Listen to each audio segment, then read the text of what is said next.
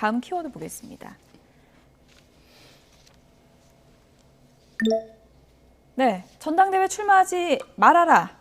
김상혜 평론가님, 네. 어제 민주당 워크숍 열렸는데 30 의원이 저렇게 얘기했다고 합니다. 근데 이렇게 면전에서 대놓고 얘기하는 거 원래 쉬운 건 아니잖아요. 그러니까 이제 그런 거 아니겠습니까? 이야기하는 분들은 너무 많은데 예. 들으셔야 될 분이 잘 듣는 것 같지 않으니까 결국에는 면전에서 말씀을 하실 수밖에 없는 거겠죠. 예, 그 강도가 좀 강해질 수밖에 없는 것인데 저는 그렇습니다. 뭐 기본적으로 정치를 하는 분들은 어쨌든 국민을 먼저 생각을 해야 된다고 생각해요. 그리고 국민의 판단을 구해야 되는데 본인들이 벌써 결정을 해가지고 국민들이 판단을 이렇게 해주십시오라고 판단을 정해주는 거는 저는 안 된다고 보거든요. 그런데 지금 민주당의 모습, 그 우리 당의 모습, 제가 속한 당의 모습은 뭐냐면 기득권 세력이 길을 정해놓고 이 길이 맞으니까 따라와 내지는 이쪽으로 판단을 해줘라고 국민의 판단을 정해놓고 이렇게 강요하는 것 같은 느낌이에요. 그게 아니죠. 정치인은 본인이 나서서 뭐 정견을 발표를 한 다음에 그것이 만약에 받아들여지지 않았다면 다시 국민의 요청이 있을 때까지는 시간을 낚으면서 저는 기다려야 된다고 생각합니다. 이게 제가 요새 나이가 들면서 제일 많이 드는 생각이 뭐냐면 가장 어려운 것이 킬링 타임이구나. 시간이 많을 때 시간을 어떻게 써야 될지를 정하는 게 가장 중요하구나 이런 생각이 들거든요. 왜냐하면 할 일이 많을 때는 시간을 죽일 필요가 없어요. 근데 할 일이 없을 때는 킬링 타임을 해야 되잖아요. 그러면 그것을 자기를 성찰하는 데 쓰든 아니면 새로운 비전을 만드는 데 쓰든 뭐 이런 데 쓰는 걸 본인이 닦아야 되는데 공허함만 느끼면 어떻게 되겠습니까? 불안하고 급해지고 그리고 다시 본인이 뭔가를 만들어서 남들한테 강요해서 그것을 차지하고 싶어질 수밖에 없어요. 근데 저는 그렇게 하시는 정치인들이 끝이 좋은 끝을 보는 것을 저는 아직까지는 제가 한 20년 정치권에 몸을 담았지만 본 적이 별로 없는 것 같습니다. 아니 제가 지금 우리 김 평론가님 말씀하시는데 두 가지만 짧게 얘기할게요. 원래 30 의원은 면전에서 말하는 걸로는 대한민국 최고예요. 그건 어떻게 보면은 정치인으로서는 최고의 장점인데 30 의원의 문제는 뭔지 아십니까? 면전에서 말하는데 꼭 옳은 말만 하는 건 아니라는 거죠. 근데 요번에 같이 나가지 말자라는 그 얘기는 제가 볼 땐 민주당을 위해서는 옳은 말이에요. 그런데 해수부 공무원 죽음과 관련해 갖고 아무것도 아닌 일 운운하는 거 보면은 즉각적으로 말하기 때문에 말실수가 많다라는 거 하나 하고 킬링 타임을 말씀하시면서 완곡하게 지금 이재명 의원은 지금 반추해야 될 시간 아니냐라고 지금 그렇죠. 이제 암묵적으로 얘기하시는데 이재명 의원한테 물어보세요. 지금이야말로 킬링 타임이 아니라 서바이빙 타임이라고 생각할 겁니다. 그러니까 저도 그런 생각이 들더군요. 이제 그 뭐 30 의원이든 이런 그 전당대회 관련해서 하는 충언이랄까요, 뭐 고언들이 이게 이제 국민의 목소리라고 이제 느껴지기보다는 이낙연 의원과 이낙연 전 대표가 친한 사람들이 이제 그걸 위해서 하는구나. 그렇게 받아들이니까 그걸 이제 순수하게 못 받아들이고 잘 이제 경청하지 않게 될 그런 측면이 있는 건 아닙니까? 그러니까 그거는 정만 바라보는 거죠. 왜냐하면 적이 아닌 사람들의 이야기도 들으면 되는 거거든요. 그래서 제가 항상 말씀을 드리는 게 국민이라고 내가 얘기를 하려면 내 지지자들만을 대상으로 국민이라고 하면 안 돼요. 그거는 패거리죠. 나를 지지하는 사람만 모아서 하는 거는 패거리입니다.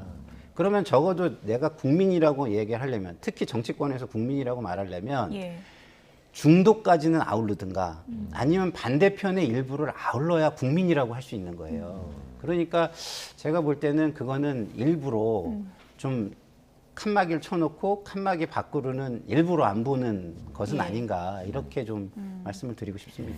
전당대회 나가지 말아라 이런 걸 면전서 들은 이재명 의원 어떤 반응을 보였을지 궁금한데요. 워크숍에서 이재명 의원 어떤 얘기했는지 듣고 오겠습니다.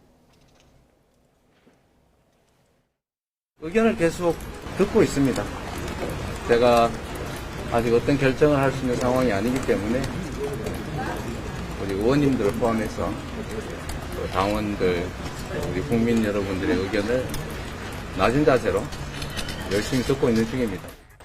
전에도 말씀드렸던 것처럼 제가 선거 개표하는 날 말씀드린 내용과 뭐 다른 게 없습니다.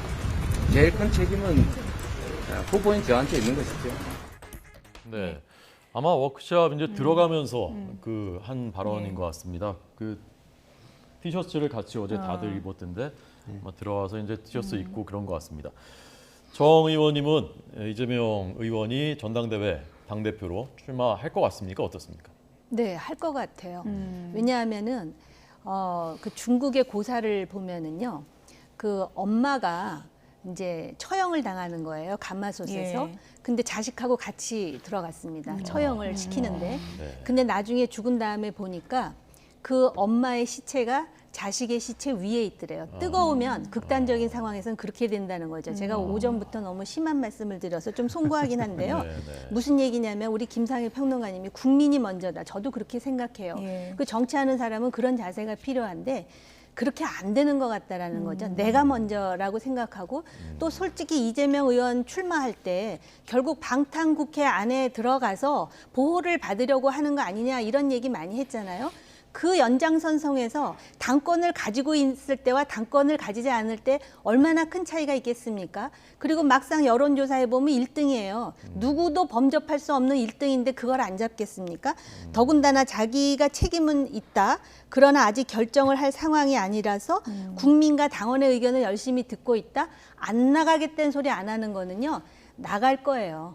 그렇게 저는 해석해요. 예, 침묵 속에는 나간다는 그 의미가 담겨 있다라고 이제 보시는 안 거죠? 나가겠다고 하지 않고 경청하겠습니다 그러면서 주변을 사부작 다니면서 도와달라고 한다는 거 아닙니까 지금 네, 예. 다른 의원들한테. 네. 예. 어제 이재명 예. 저기 의원한테 영상 메시지 띄우라고 말씀하고 싶은데 예. 혹시 어떻게 될지 몰라서 안 해요.